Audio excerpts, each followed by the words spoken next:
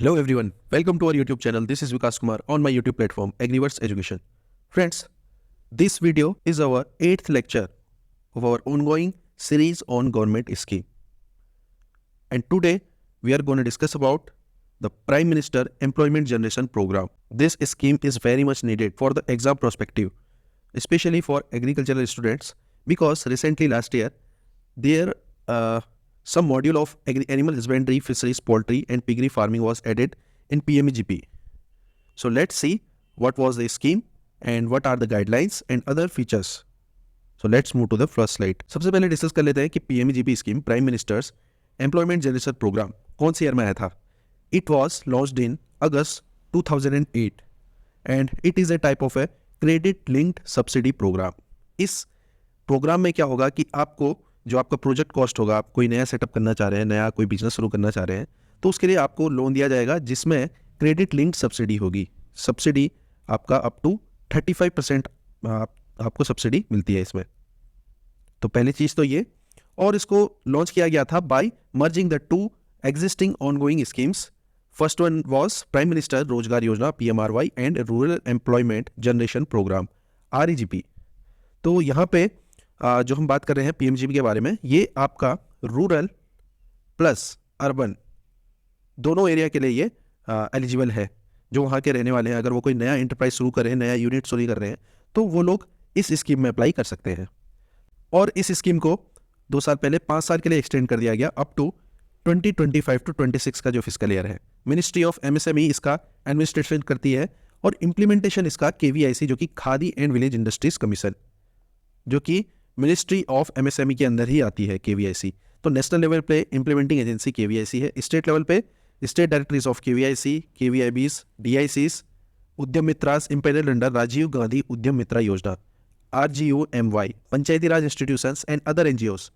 तो ये कुछ स्टेट लेवल पे काम करते हैं for the implementation of PMEGP.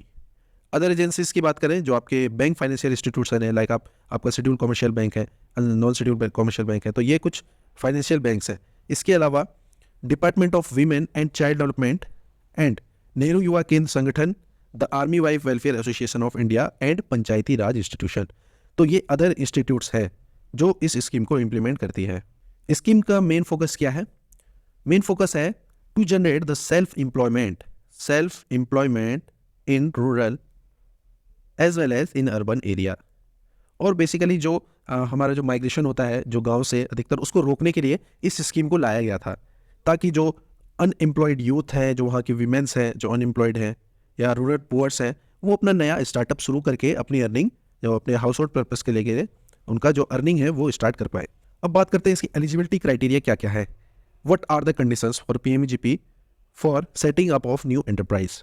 कोई नया यूनिट लगाने जा रहा है, उसको लोन की रिक्वायरमेंट है, तो क्या क्या गाइडलाइंस हैं. कोई भी इंडिविजुअल जिसकी एज 18 ईयर से ऊपर है, और यहाँ पे कोई इनकम की सीलिंग नहीं है कि आपका इनकम इतना ही होना चाहिए या इससे ज़्यादा होना चाहिए, ऐसा कोई इनकम का सीलिंग नहीं है. बट यहाँ पे एजुकेशनल क्वालिफिकेशन बताया गया है कि 8th स्टैंडर्ड पास होना चाहिए मिनिमम, अगर आप लोन ले रहे हैं for project cost of about 10 lakh for manufacturing sector and about 5 lakh for business and service sector. Business और सर्विस सेक्टर के लिए अगर आपका प्रोजेक्ट है, तो अगर 5 लाख से ऊपर प्रोजेक्ट कॉस्ट है, तो आपका 8th स्टैंडर्ड पास होना अनिवार्य है. ठीक है. एग्जिस्टिंग यूनिट के लिए बात करी जाए तो यहाँ पे अगर मान लीजिए कोई बोरोवर है या कोई आपका एंटरप्रेन्योर है जिसने एग्जिस्टिंग स्कीम का लाभ लिया हो गवर्नमेंट ऑफ इंडिया से, वो कोई सब्सिडी लिंक्ड स्कीम हो, अगर उसने पहले लाभ ले रखा है तो उसको इस स्कीम में एलिजिबल नहीं माना जाएगा. और यहाँ पे EDP का जो क्राइटेरिया होता है, EDP मीन्स जो आपका ट्रेनिंग करनी होती है, EDP ट्रेनिंग, वो ऑफलाइन और ऑनलाइन 2 मोड में होती है. 2 लाख से ऊपर जितने भी प्रोजेक्ट कॉस्ट है सब में EDP मैंडेटरी है. अगर आप EDP नहीं करेंगे तो आप एलिजिबल नहीं होंगे. ऑलमोस्ट जो आपके प्रोजेक्ट कॉस्ट है अबव 5 लाख, इसमें मिनिमम 5 डेज का EDP ट्रेनिंग करना अनिवार्य है. और प्रोजेक्ट कॉस्ट अबव 5 लाख आपका 10 days, minimum 10 days EDP training होना चाहिए, तभी आप इस जो प्रोजेक्ट है PMEGP का उसके लिए एलिजिबल होंगे. अब यहाँ पे 2 कंडीशन है, या तो ऑफलाइन और ऑनलाइन आप इसका ट्रेनिंग कर सकते हैं. एक है पोस्ट सैंक्शन, एक है प्री सैंक्शन. आपने बैंक में प्रपोजल जमा किया, उससे पहले भी आप EDP ट्रेनिंग कर सकते हैं, या जब आपने प्रपोजल जमा किया, आपका लोन जो है फाइनेंस हो गया या सैंक्शन हो गया, उसके बाद भी आप EDP को कर सकते हैं. इसके अलावा प्रपोजल विदाउट कैपिटल एक्सपेंडिचर की बात यहाँ पे हम करते हैं, ये बहुत इंपॉर्टेंट है. कि व्हाट इज कैपिटल एक्सपेंडिचर। आपने सुना भी होगा, एक होता है आपका वर्किंग कैपिटल, एक है आपका कैपिटल एक्सपेंडिचर। इंपॉर्टेंट है, ध्यान से सुनिएगा। कोई भी प्रोजेक्ट हो, आप कोई भी बिजनेस शुरू करते हैं या कोई भी अगर आप लोन लेते हैं बिजनेस सेक्टर का, तो वहाँ पे दो कंपोनेंट होते हैं। एक होता है कैपिटल एक्सपेंडिचर जो कि टर्म लोन के रूप में दिया जाता है, मैंने केसीसी वाले वीडियो में भी बताया था, ये टर्म लोन के कंपोनेंट में दिया जाता है। और working capital as a cash credit यानी कि सीसी के कंपोनेंट में दिया जाता है। कैपिटल एक्सपेंडिचर, आपको कोई मशीनरी खरीदनी है, कोई एसेट खरीदना है, तब आपको उसमें कैपिटल एक्सपेंडिचर का जो मॉड्यूल है या पार्ट है वो ऐड करना पड़ेगा। वर्किंग कैपिटल जो आपका बिजनेस को चलाने के लिए आपके जो रिकरिंग कॉस्ट है, लाइक आपका कुछ स्टॉक खरीदना आपको, जैसे मान लीजिए आप कोई आपने गाय का लोन लिया, ठीक है, आपने डेयरी का लोन लिया, उसमें जो आपके काउज हैं, मिल्क काउज, ये तो आपका कैपिटल एक्सपेंडिचर वाले पार्ट में आएंगे, क्योंकि इससे क्या हो रहा है, एसेट क्रिएट हो रहा है, आप एसेट खरीद रहे हैं। बट इस एसेट को मैनेज करने के लिए बहुत सारे रिकरिंग कॉस्ट लगेंगे, लाइक आपका मेडिसिन हो गया, इंश्योरेंस हो गया, खाना हो गया, फूड फॉडर, तो ये सब वर्किंग कैपिटल का पार्ट रहेगा। तो वही यहाँ पे बताया गया है, अगर प्रपोजल में कैपिटल एक्सपेंडिचर नहीं होगा तो उसको फाइनेंस के लिए कंसिडर नहीं किया जाएगा। इसके साथ साथ cost of land should not be included in the project cost. Project cost में लैंड का कॉस्ट है वो भी इंक्लूड नहीं होगा। अब देखिए ये जो स्लाइड आप देख रहे हैं ये सबसे इंपॉर्टेंट है, एग्जाम्स में इसी से आता है, ठीक है, इसको ध्यान से देखिएगा, आप चाहे तो स्क्रीनशॉट भी ले सकते हैं। यहाँ पे लेवल ऑफ सपोर्ट कितना दिया जाता है पीएमजीपी के लिए। अगर आप मान लीजिए नए एंटरप्राइज शुरू कर रहे हैं तो अर्बन और रूरल एरिया के हिसाब से यहाँ पे अलग अलग है, प्लस कैटेगरी वाइज भी अलग अलग असिस्टेंस है जो सब्सिडी का अमाउंट है। जनरल कैटेगरी की बात करी जाए तो मार्जिन तो उतना याद करने की जरूरत नहीं है, 10% होता है जनरल कैटेगरी में, जो उसको खुद को कंट्रीब्यूट करना होता है। मान लीजिए आपका लोन है 10,000 का, अगर 10,000 का लोन है, इसमें से 10% यानी कि 1,000 रुपीज़ जो बोरोवर है उसको देना पड़ेगा, और बाकी बैंक का लोन होगा 9,000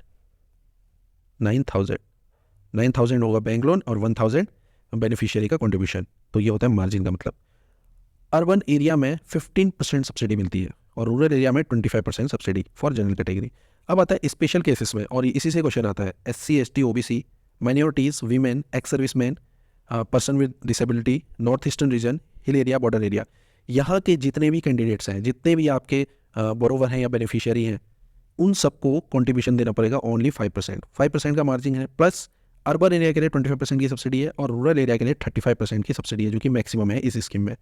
35% is the subsidy provided to the special cases in rural area. Special cases में आपके minorities, SC ST OBCs, ex serviceman, north east के सारे states, hill area like Uttarakhand, Jammu Kashmir, Himachal Pradesh, border area, and person with disability, तो ये इसमें subsidy का assistance है।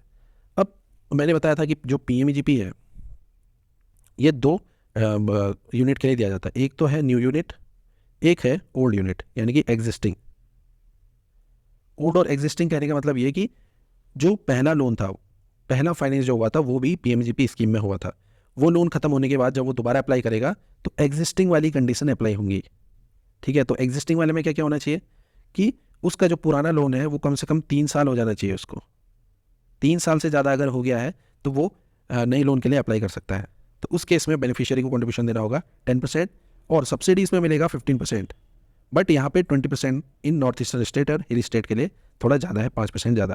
तो ये एग्जिस्टिंग एंटरप्राइज के लिए हो गया। अब ये तो हमने बात कर ली थी कि भाई सब्सिडी कितने % है। अब बात करेंगे कि प्रोजेक्ट मैक्सिमम प्रोजेक्ट कॉस्ट कितना है कि जिसमें हमको सब्सिडी मिलेगी। अब ऐसा भी तो हो सकता है ना कि प्रोजेक्ट कॉस्ट 10 लाख तक ही हमको सब्सिडी मिले। मान लो अगर हम 12 लाख का प्रोजेक्ट कॉस्ट बनाए, इसमें हमको सब्सिडी ना मिले, तो ऐसा भी यहाँ पे प्रोविज़न है। न्यू यूनिट की बात करें तो मैन्युफैक्चरिंग में मैक्सिमम लिमिट है 50 लाख, 50 लाख से ज़्यादा का अगर प्रोजेक्ट कॉस्ट है तो उसमें सब्सिडी नहीं मिलेगा, ठीक है, इसको आपको याद रखना है। बिजनेस और सर्विस सेक्टर में मैक्सिमम लिमिट है 20 लाख। ये तो था न्यू यूनिट के लिए। और अगर आप अपग्रेडेशन कर रहे हैं एग्जिस्टिंग यूनिट का तो 1 करोड़ आपका मैक्सिमम लिमिट है, और इसमें सब्सिडी है आपकी 15 lakh maximum subsidy, and 20 lakh in north east state and hill state. तो ये आपको याद रखना है कि 1 करोड़ आपका मैक्सिमम लिमिट है इन सेकेंड डोज में। और बिजनेस और सर्विस सेक्टर में आपका 25 लाख, और इसमें सब्सिडी आपकी मैक्सिमम है 3.75 lakh for other and 5 lakh for north eastern and hill states. चलिए अब आते हैं मेन बात पे कि हमने इस वीडियो को क्यों प्रिपेयर किया। बीइंग एन एग्रीकल्चरल स्टूडेंट्स या एग्रीकल्चरल जो आपके एक्सपीरियंस है, एग्रीकल्चर एग्जाम देने जा रहे हैं, तो उनके लिए ये स्कीम काफ़ी इंपॉर्टेंट हो जाता है, क्योंकि रिसेंटली लास्ट ईयर आपका जून मंथ में और दिसंबर मंथ में इसका एक सर्कुलर भी आया था कि पीएमजीपी के अंदर एनिमल हस्बेंड्री का जो यूनिट सेटअप किया जाएगा उसके क्या क्या क्राइटेरियाज हैं। ठीक, इसके अंदर कुछ एक्टिविटीज़ हैं like animal husbandry, like your dairy हो गया, poultry, aquaculture, piggery and insect rearing. तो ये कुछ एक्टिविटीज़ हैं जिसको इस स्कीम में ऐड किया गया। अगर कोई फार्मर है जिसको लोन लेना है, जिसमें सब्सिडी लिंक्ड कोई क्रेडिट लिंक्ड सब्सिडी प्रोग्राम है, तो उसमें अवेल कर सकता है, उसको उस लोन में 35% की सब्सिडी मिल जाएगी। ठीक है, पर यहाँ पे केस क्या है कि आपका जो प्रोजेक्ट कॉस्ट है वो मैक्सिमम 20 लाख होना चाहिए। 20 लाख से ऊपर अगर चले गया तो आपको सब्सिडी नहीं मिलेगा। ठीक है, ये बात भी आपको याद रखनी है। और इसके साथ साथ यहाँ पे एक और पॉइंट ऐड किया है कि कॉस्ट ऑफ लाइव स्टॉक, मान लीजिए आपको गाय खरीदना है या पिग खरीदना है, तो इनका भी जो पार्ट है वो कैपिटल एक्सपेंडिचर में ऐड कर दिया गया है टर्म लोन वाले पार्ट में। और जितना भी ये प्रोजेक्ट बनेगा वो नाबार्ड के जो रेट्स हैं, नाबार्ड के नॉर्म्स हैं, उसके अकॉर्डिंग ही इसको प्रिपेयर किया जाएगा। ठीक है, तो इसको आपको याद रखना है। तो हमने बात करी कि पीएमजीपी क्या है, इसकी इम्प्लीमेंटिंग एजेंसीज क्या है, एलिजिबिलिटी कंडीशंस में जो मैंने प्रोजेक्ट कॉस्ट बताए थे और जो 8th स्टैंडर्ड वाली बात बताई थी, ये आपको याद रखना है। इसके साथ साथ ये वाला जो चार्ट है, ये टेबल आपको सबसे ज़्यादा आपको ये एग्जाम में पूछा जाता है, तो इसको भी याद करने की ज़रूरत है। ठीक है, ये आपकी पीएमजीपी की वेबसाइट, यहाँ पे जो एप्लीकेंट है उसको भी अप्लाई कर सकता है, जो ऑनलाइन ईडीपी है वो भी यहाँ से कर सकते हैं। तो दोस्तों ये था पीएमजीपी के बारे में। आई होप ये वीडियो आपके लिए हेल्पफुल होगी अपकमिंग एग्जाम्स में। तो दोस्तों आज के लिए बस इतना ही, मिलता हूँ आपसे next time. Till then tata bye bye and take care.